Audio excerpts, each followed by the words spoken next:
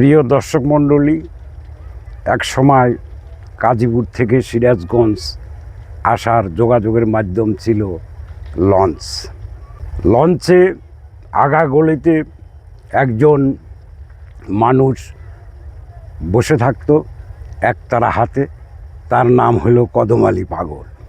কদম আলী পাগল তার লেখা গান গাইতেন। এখন কদম আলী পাগলও নেই, লঞ্চও নেই, কিন্তু কদম আলী পাগল এর স্মৃতি আজও মনে আছে, মনে পড়ছে।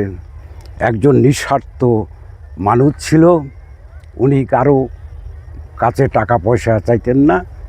উনি ওনার গান, নিজ লেখা গান গাইতেন।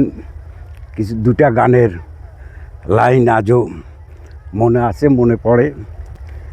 আপনাদের সামনে ওনার লেখা দুটি গান গাওয়ার চেষ্টা করব। বসে ভাবছো কি মন আমার, একদিন কে দেখবারে গো অন্ধকার।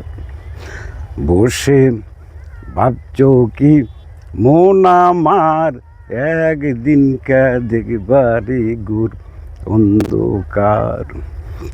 কোথায় তোমার সুন্দর নারী, কোথায় তোমার এই গর্ব বাড়ি, কোথায় তোমার জৈবনের বাহার।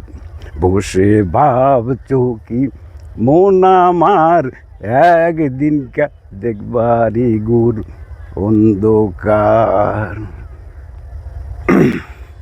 ভাব যদি থাকে গায় ওটু তরিকার নাই, ডাক দিয়েছে নবী মুস্তফায়।